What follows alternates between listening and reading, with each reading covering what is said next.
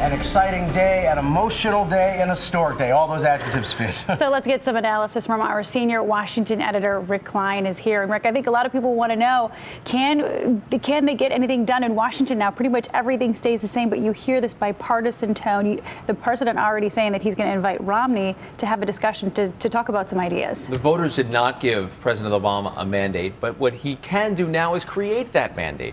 I think if he begins to govern like the promise of Barack Obama back in 2008, back in 2004 at the Democratic Convention, if he begins to bring that piece of America together, this was a broad coalition that voted today. Yes, it's a divided country, but this is a new America that was speaking out in a pretty loud voice and saying this is the leadership they wanted, and what they're craving right now is a leadership moment, and that's where the president has an opportunity. And you did hear a lot of talk about that bipartisanship. The headline tonight is about the president and how well he did and how it defied all expectations and pundits. No one expected the electoral gap to be as wide as it was. How did he pull it off? Was it the turnout game, or was it, what exactly led to such a convincing victory? It's a perfect combination of demographics and tactics. On the demographic side, he took advantage of this surge in younger voters and minority voters. He was able to bring home Hispanics in record numbers. There was never before we've seen double-digit Hispanic turnout, 10%. Or 10% of the whole electorate Hispanics.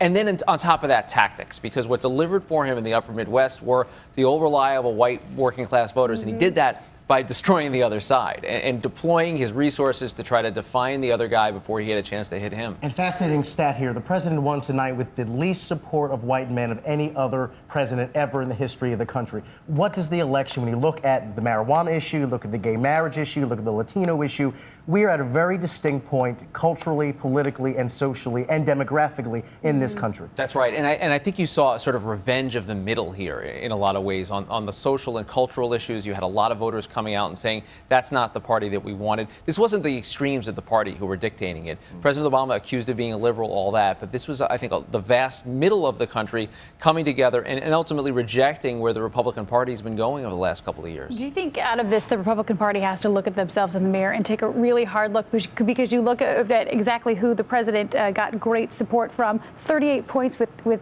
single women, a strong Latino population, and like you said, the lowest voting from white males in presidential history. There's serious soul searching going to happen in the Republican Party, and the problem for them is that the path forward is even more pessimistic, because none of the demographics that they appealed to in this election are growing demographics. So they had a chance to maybe eke out one last election using the old formula. It didn't work, so it's going to be back to the drawing board. So imagine 2016, you will have to see a different kind of Republican if there's any chance for the GOP to become relevant again. That's right. And by the end of the week, we're going to start hearing noise about who that person is and what the direction is, maybe by the end of the day.